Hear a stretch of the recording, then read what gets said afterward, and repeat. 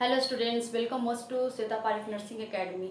आज मिडवाइफरी में प्रेगनेंसी के दौरान होने वाले मदर में चेंजेस के बारे में पढ़ते हैं।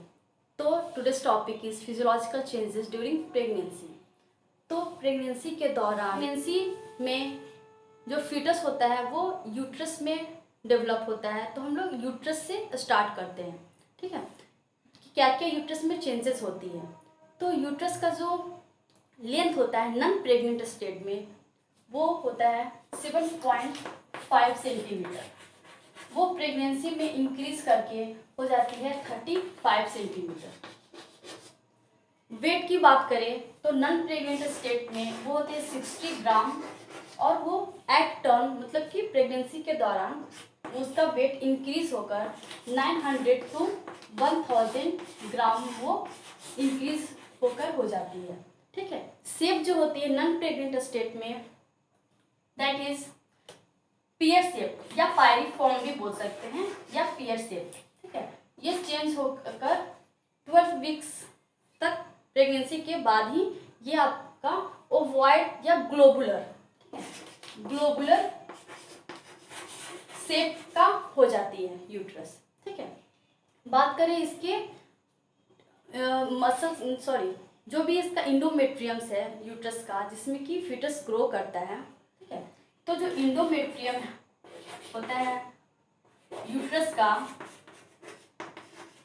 उसे हम लोग डेसिडुआ के नाम से जानेंगे, ठीक है। डेसिडुआ उसे हम लोग कहते हैं। Endometrium of uterus in pregnancy is known as decidua. ये भी बहुत ही इंपॉर्टेंट इस पॉइंट है, ठीक है।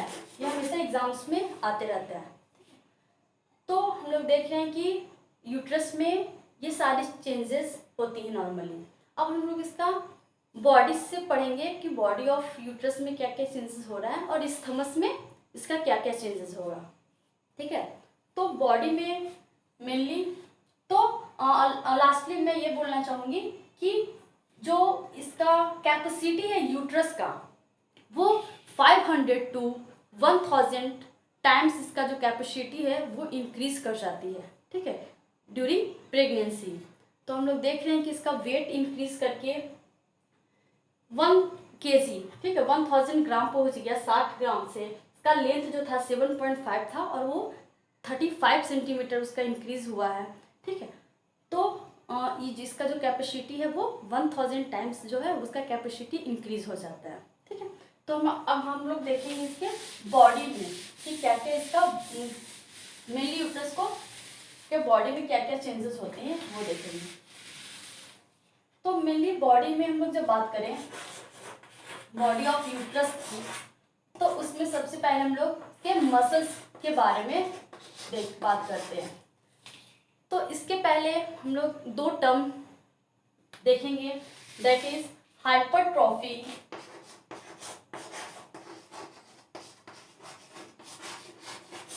एंड हाइपरप्लासिया,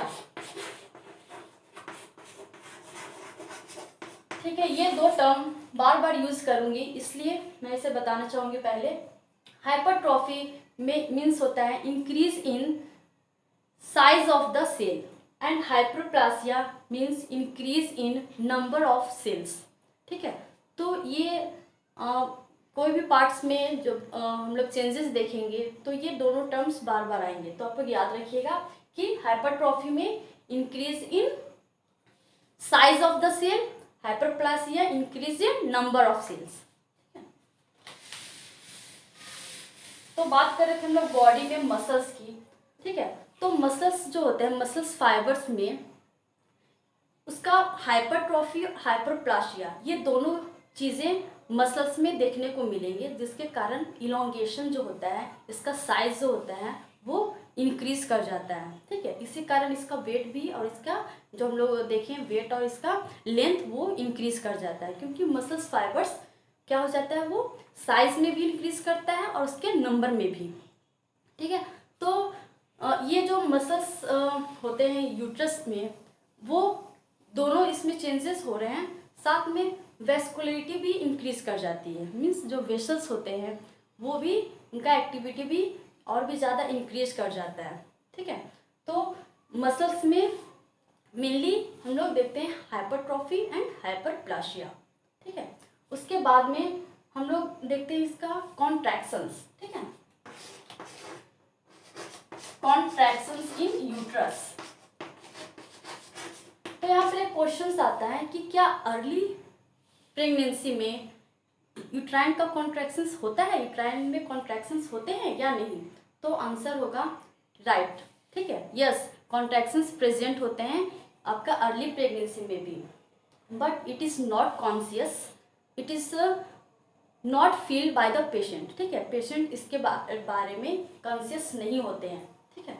तो जो भी कॉन्ट्रैक्शंस होते हैं अर्ली प्रेगनेंसी में उसका नेचर होता है इरेगुलर, ठीक है, इरेगुलर होगा, ठीक है, इनफ्रीक्वेंट एंड पेनलेस, ठीक है। तो चूंकि ये पेनलेस होते हैं, पेन नहीं होता है, इसलिए जो भी वुमेन्स होती हैं वो इसे फील नहीं कर पाती हैं, ठीक है, अर्ली प्रेगनेंसी में। बट आफ्टर मतलब कि इन थर्ड टाइमेस्टर बोल सकते हैं, उस समय कुछ फील इसका होता है, ठीक है, यूट्राइन कॉन्ट्रैक्शन फील होता है बाय वुमेन, ठीक है। तो जो कॉन्ट्रैक्शंस होते हैं during pregnancy that is known as Braxton Hicks contraction,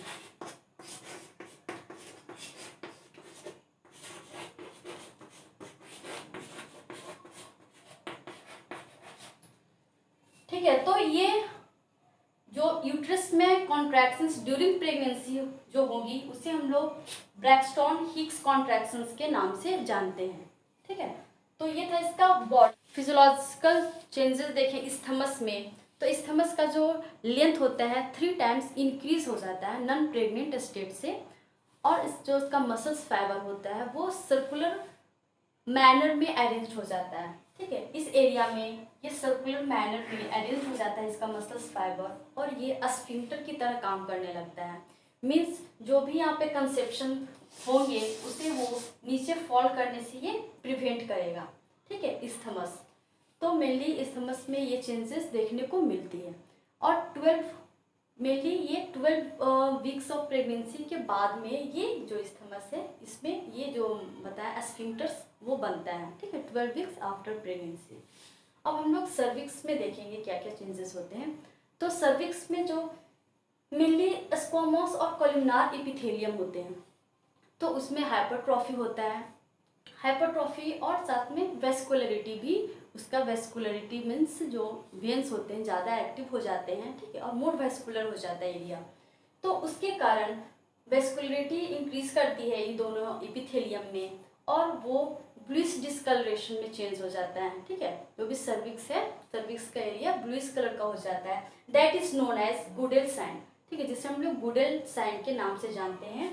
it is very important point, ठीक है, ये बार बार एग्जाम्स में आते रहते हैं कि गुडेल साइन किसे कहते हैं। तो जो ब्लूइश डिस्कलरेशन सर्विक्स में होता है ड्यू टू हाइपरट्रॉफी और hyperplasia and more vascularization, that is known as Goodell sign. अब हम लोग विजाइना में देखेंगे कि क्या क्या चेंजेस होते हैं। तो विजाइना में मेनली इसमें भी हाइपरट्रॉफी होगा, और विजाइनल का जो वॉल होता है वो इडिमेटस हो जाएगा और मोर वेस्कुलर हो जाएगा। तो यहाँ पे वॉल में इडिमा भी हो सकता है, ठीक है, इडिमा भी होता है, इसलिए इडिमेटस और मोर वेस्कुलरिटी देखने को मिलता है। ये भी जो वॉल ऑफ द विजाइना है वो भी ब्लूइश डिस्कलरेशन का हो जाता है, जिसे कि हम लोग जैक क्यूमर साइन के नाम से जानते हैं, ठीक है।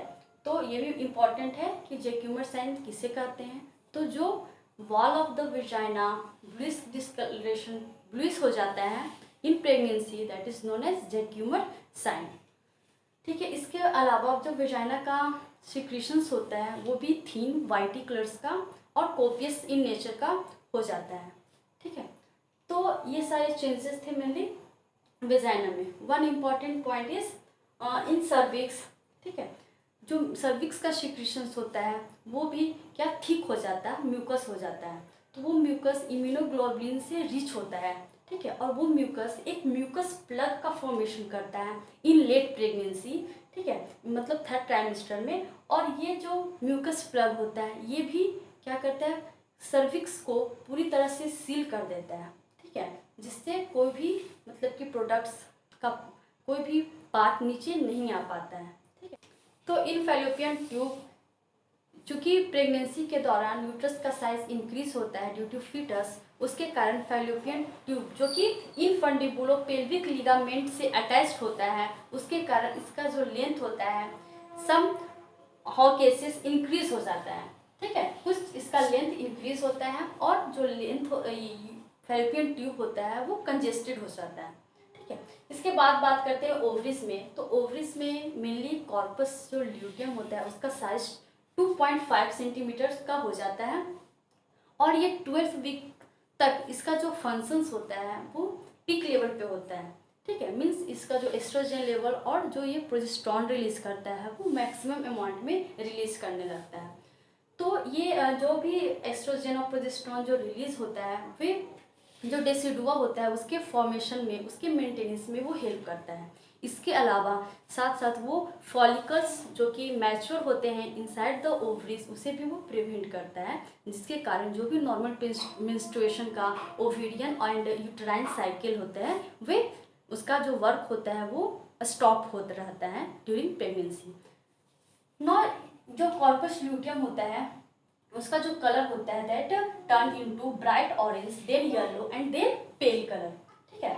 ये इस हाई HCG, ठीक है, human chorionic gonadotropin lateral pregnancy में मीन्स थर्ड ट्राइमेस्टर में उसका लेवल जो होता है बॉडी में बहुत ही ज़्यादा हाई होता है, उस कारण से ये उसके बाद में ये धीरे धीरे रिग्रेस हो जाता है, ठीक है। अब हम लोग बात करते हैं, तो ये बात थी ओवरीज की, ठीक है।